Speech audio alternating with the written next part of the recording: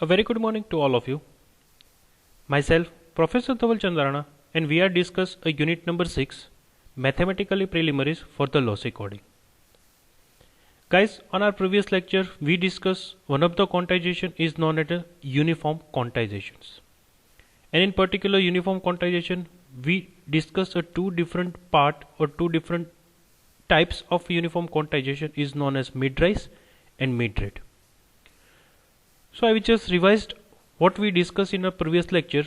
આપણે પ્રીવિયસ લેક્ચરની અંદર વાત કરી હતી યુનિફોર્મ ક્વોન્ટાઇઝેશન્સની, અને જ્યારે આપણે યુનિફોર્મ વર્ડ યુઝ કરીએ છીએ એનો મિનિંગ જ એ છે કે જે સ્ટેપ સાઇઝ મીન્સ જે લેન્થ મળવાની છે મિનિમમ અને મેક્સિમમ વચ્ચેનો જે ગેપ છે એ સેમ્પલ ડેટાની સ્ટેપ સાઇઝ બધા જ સેમ્પલ્સ માટે સેમ રાખે તો ઇટ્સ બીકમ અ યુનિફોર્મ ક્વોન્ટાઇઝેશન્સ. અને એને આપણે બે પાર્ટ્સની અંદર ડિવાઈડ કરીએ છીએ, mid rise and mid rate. જ્યારે આપણે મિડ રાઇઝની વાત કરી હતી ત્યારે આપણે એવું ડિસ્કસ કર્યું હતું કે એની અંદર 0 છે એ આપણે કન્સિડર નથી કરતા, અને જે મિડ રેટ છે એની અંદર 0 છે એઝ એ હાઈએસ્ટ પ્રાયોરિટી આપણે કન્સિડર કરવાનું રહેશે. સો એ પ્રીવિયસ લેક્ચરની અંદર ઓલરેડી આપણે ડિસ્કસ કરી લીધું છે what is a uniform quantizations and what are the two different types of uniform quantization with a specific diagram or we can say graph. Guys, આજે પણ આપણે એક અલગ પ્રકારનો ક્વોન્ટાઇઝેશન્સ ટાઈપ સ્ટડી કરવાના છે, એન્ડ આ જે એડેપ્ટિવ ક્વોન્ટાઇઝેશન્સ છે એ એક્ઝામ પોઈન્ટ ઓફ વ્યૂ બહુ ઇમ્પોર્ટન્ટ છે. સૌથી વધારે રિપીટેડ ક્વેશ્ચન્સની અંદર 3 માર્ક્સ ક્વેશ્ચન્સની અંદર specifically it should B a most important questions. તો જો આજે જે કાંઈ પણ વસ્તુ આપણે ડિસ્કસ કરીએ છીએ એ તમે શાંતિથી સાંભળજો, અને એ વસ્તુને પ્રેક્ટિકલી રિયલ લાઈફમાં કઈ રીતે ઇમ્પ્લિમેન્ટ થઈ શકે છે એ વસ્તુ આજના લેક્ચરમાં આપણે ડિસ્કસ કરશું. So it should be really benefits for your exam point of view as far we can consider a adaptive quantization with the two different parts, forward adaptive quantizations and a backward adaptive quantizations. So guys, first we discuss a basic introduction about adaptive quantizations, and then later on we discuss two different types of adaptive quantizations. So let's see what is adaptive quantizations. The mismatch problem is to adapt the quantizer to restricting of the input. What is a mismatch effect? If you know that, then it's really good, but if you don't know about a mismatch problem, then please refer my video, because previous lecture ની અંદર આપણે mismatch ઇફેક્ટને બહુ સારી રીતે સમજવાની try કરી હતી, અને એના બે ડિફરન્ટ ટાઈપ્સ પણ સમજેલા હતા. So the same concept, the mismatch problem is to adapt the quantizer to statistics of the input.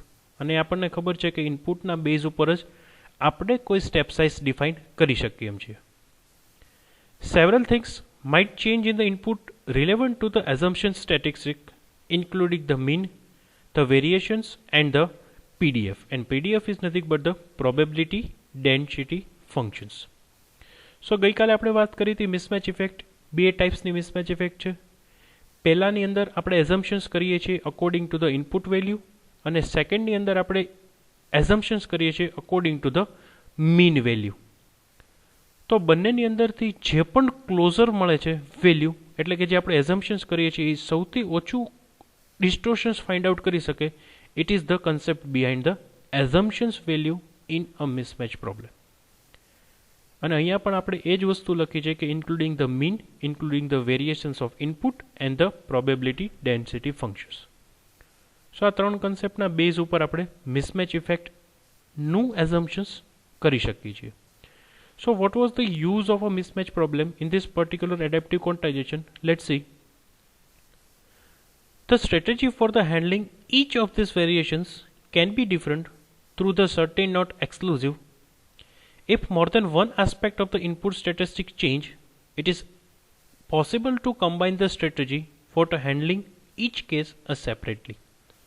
But obviously, as per the user point of view, આપણો actual concept એ છે કે એઝ મચ એઝ પોસિબલ ડિસ્ટોર્શન્સને decrease કરી શકીએ, અને એની માટે તમે કોઈ ઇન્ડિવિજ્યુઅલ સ્ટ્રેટેજી પણ યુઝ કરી શકો છો, લાઈક મીન વેલ્યુ ઉપરથી, વેરિએશન્સ ઓફ ઇનપુટ ઉપરથી, અથવા તો પ્રોબેબિલિટી ડેન્સિટી ફંક્શન્સ ઉપરથી પણ તમે એઝમ્પશન્સ કરી શકો.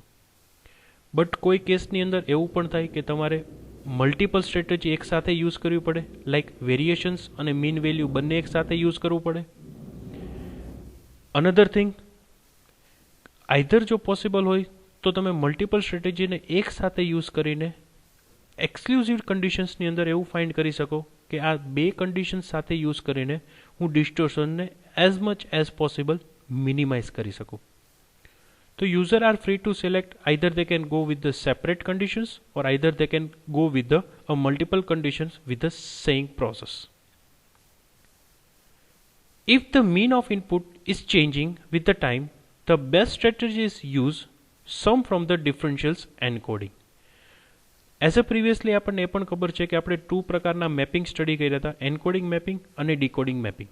સો મિસમેચ પ્રોબ્લેમ ક્યારે પ્રોબ્લેમ અકર થાય છે? જ્યારે તમે ડીકોડિંગ મેપિંગની અંદર વાત કરો છો ત્યારે.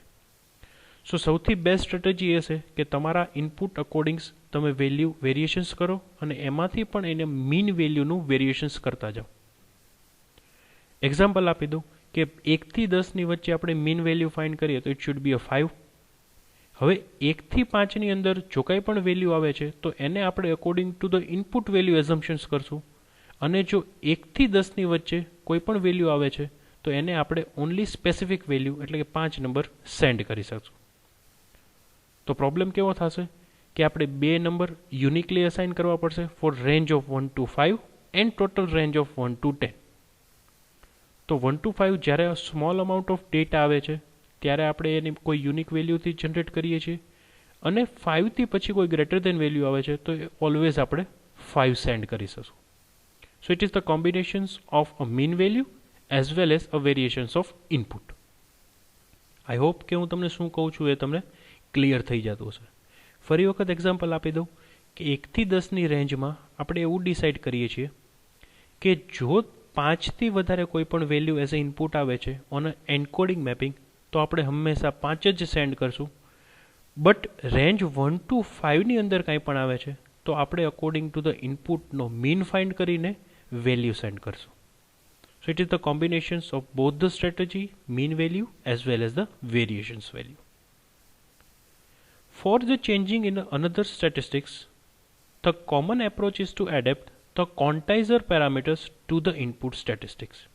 So the but obvious things, જ્યારે આપણે કાંઈ વસ્તુ ચેન્જ કરીએ છીએ in form of statistic or a strategy, તો એ હવે પછી જેટલી પણ વેલ્યુ એઝ એ ઇનપુટ આવવાના છે એ બધા માટે કોમન રહે એ પણ આપણે યાદ રાખવું પડશે.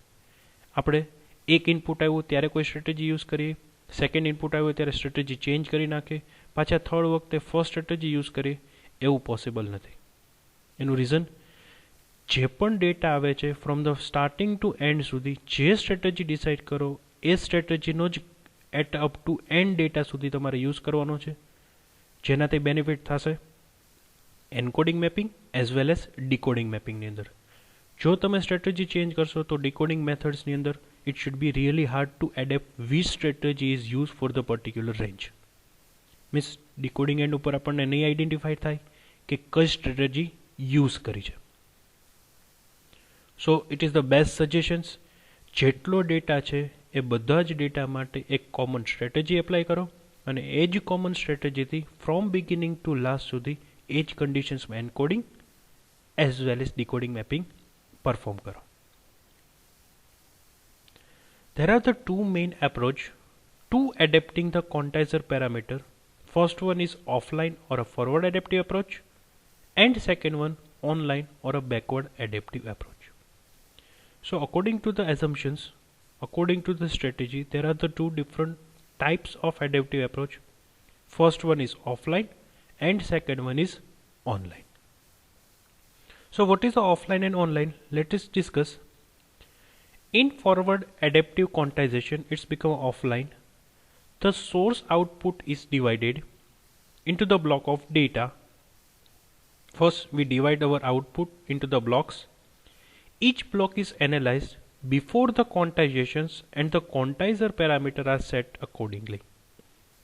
તો આનો મિનિંગ એવો થયો કે જ્યાં સુધી આપણી પાસે આઉટપુટ નહીં આવે ત્યાં સુધી આપણે એને ડિવાઈડ નહીં કરી શકીએ, અને જ્યાં સુધી આપણી પાસે બ્લોક જનરેટ નથી થતા ત્યાં સુધી આપણે એને ક્વોન્ટાઇઝેશન્સ પરફોર્મ કરવા નહીં મોકલી શકીએ. મીન્સ ફર્ધર પ્રોસેસ માટે આપણે વેઇટ કરવો પડશે. બિકોઝ અહીંયા આપણો કન્સેપ્ટ એવો છે કે પહેલાં આઉટપુટ આવે જે આઉટપુટ આવે છે એને અકોર્ડિંગ આપણે એક ડિવિઝન્સ બનાવીએ છીએ, મીન્સ એને પાર્ટ્સમાં ડિવાઈડ કરીએ છીએ અને એ પાર્ટ્સને આપણે કહીશું બ્લોક. હવે જે પાર્ટ્સ આપણને જનરેટ થયા છે એને એનાલાઇઝ કરો. એનાલાઇઝની બેઝ ઉપર શું આપણને ફાઇન્ડ આઉટ થશે કે કઈ સ્ટ્રેટેજી એપ્લાય કરવાની છે. એ સ્ટ્રેટેજી ફાઇન્ડ થઈ જાય પછી એને ક્વોન્ટાઇઝેશન પ્રોસેસમાં ફર્ધર ડેટા મોકલશું. તો પ્રોબ્લેમ એટલો છે કે જ્યાં સુધી બધા જ આઉટપુટ જનરેટ નહીં થાય ત્યાં સુધી આપણે વેઇટ કરવો પડશે. It is known as a forward adaptive quantizations. The setting of a quantizer are the transmitted to the receiver as a side informations.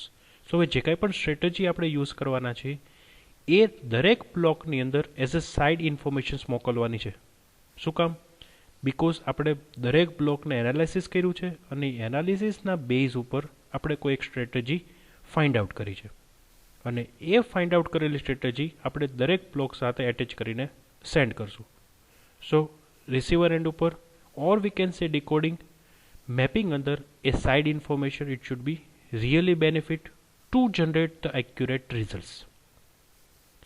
Second thing, in a backward adaptive quantizations, the adaptations is performed based on a quantizer's output. As this is available to both the transmitter and receiver, there is a no need for the side informations. So guys, હવે તમે directly compare કરી શકશો કે અહીંયા આપણી પાસે number of output blocks આવશે, એને તમે ડિવાઈડ કરશો અને પછી એને એનાલાઇઝ કરીને ક્વોન્ટાઇઝેશન્સ માટે લઈ જશો. Means they take a time to divide each and output in particular block and then you can send your block with the quantizations process. In a backward, we are never wait for any kind of blocks. We can directly send our input with the help of adaptations to perform the quantizer outputs. So therefore, this adaptation strategy, or we can say the strategy which we are implemented on this particular quantization process, is already sent before the data should be generated for the quantizer output, and it should be available for both the end, receiver end as well as a transmitter end. So there are no requirement for any kind of signed information. એવું શું કામ? કેમ કે પહેલેથી જ આપણે જ્યારે data generate કરીએ છીએ ત્યારે જ આપણે પહેલેથી સ્ટ્રેટેજી ડિફાઇન કરી દઈએ છીએ અને એ સ્ટ્રેટેજી સેન્ડર અને રિસીવર બંને હેન્ડ ઉપર ટ્રાન્સમિટ કરી દેશું. એટલે દર વખતે આપણે એને ઇન્ફોર્મ કરવાની જરૂર નથી કે કઈ સ્ટ્રેટેજીના બેઝ ઉપર તમારે એઝમ્પશન્સ કરવાનું છે. સો જો આપણે કમ્પેર કરીએ તો ફોરવર્ડ એડેપ્ટિવ ક્વોન્ટાઇઝેશન્સની અંદર બેનિફિટ્સ એ છે કે એવરી બ્લોક્સને આપણે એનાલાઇઝ કરશું અને એમાં એક્યુરેટ ડેટા જનરેટ થવાના ચાન્સીસ કમ્પેર ટુ બેકવર્ડ સૌથી વધારે છે. કેમ કે આપણે જે પણ બ્લોક્સ એનાલાઇઝ કરીએ છીએ એના બેઝ ઉપર આપણે ઇન્ફોર્મેશન્સ મોકલશું અને એને અકોર્ડિંગ ટુ આપણે આપણી સ્ટ્રેટેજી ડિફાઇન કરશું. So every time accuracy should be higher. બેકવર્ડની અંદર આપણે પહેલેથી જ કોઈ સ્ટ્રેટેજી પ્લાન કરી લીધી છે, હવે મે બી ડેટા ચેન્જ થાય છે, અકોર્ડિંગ ટુ સ્ટ્રેટેજી વર્ક નથી કરતું, તો they can getting not a accurate results. આ વાતથી એડવાન્ટેજ ફોરવર્ડ એડેપ્ટિવની કમ્પેર વિથ ધ બેકવર્ડ. હવે ડિસએડવાન્ટેજની વાત કરીએ તો ફોરવર્ડની અંદર they take a much time for the analyze any kind of blocks. In the particular adaptive quantizations we can consider as a backward, there are no wait for any kind of block. So જો ટાઈમની વાત કરીએ તો backward adaptive quantization is much better than the forward adaptive quantizations, and it is the most important thing to learn about adaptive quantizations. I hope you are clear. Now we see what is a forward adaptive in detail. This approach necessity a delay of at least the amount of time required to process a block of data. હમણાં જ તમને જે વાત કરી કે ફોરવર્ડની અંદર એક જ પ્રોબ્લેમ છે, we need to wait for each number of block until we are not getting the actual results. કેમ કે આપણી પાસે બ્લોક આવશે એને આપણે એનાલિસિસ કરીને સ્ટ્રેટેજી ડિફાઇન કરવાની થશે. સો there are some delay at least for amount of time required to process a block of data. Means એક બ્લોક જ્યાં સુધી કમ્પ્લીટ પ્રોસેસ નહીં થાય ત્યાં સુધી આપણે વેઇટ કરવો પડશે. Second thing, the insertions of side information in the transmitted data streamed may be also require the resolutions of some synchronizations problem. But obviously every બ્લોકની સાથે સાથે આપણે સાઇડ ઇન્ફોર્મેશન્સ મોકલવાની છે. સાઇડ ઇન્ફોર્મેશન્સ મોકલતા વખતે કોઈ ઇશ્યુ નથી, બટ જો રિસીવર એન્ડ ઉપર સાઇડ ઇન્ફોર્મેશન લોસ થઈ જશે, there are the biggest problem in a synchronizations, because we know that we are discuss about lossy data compressions. અહીંયા આપણે જે ડેટા મોકલીએ છીએ એ રિસીવર એન્ડ ઉપર લોસ થવાનો જ છે. જો ડેટા લોસ થશે તો it should be not a bigger or larger problem, but in a considerations of forward adaptive quantization જો સાઇડ ઇન્ફોર્મેશન લોસ થશે તો રિસીવર એન્ડ ઉપર એ કઈ સ્ટ્રેટેજીથી બ્લોક એનાલાઇઝ થયો છે એ આપણને નહીં ખબર પડે. સો there are the problem of synchronizations.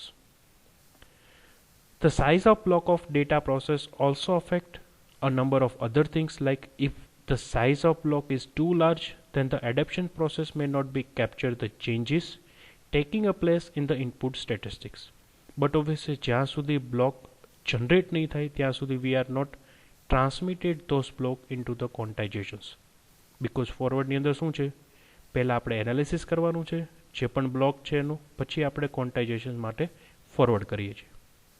તો કન્સિડર કરો કે તમારા સાઇઝ ઓફ બ્લોક છે ઇનપુટની એ બહુ લાંબી છે, બહુ જાજી છે, તો તમારે કેટલો બધો વેઇટ કરવો પડશે, અને વેઇટ કર્યા પછી પણ તમે એક્યુરેટ રિઝલ્ટ જનરેટ નહીં કરી શકો.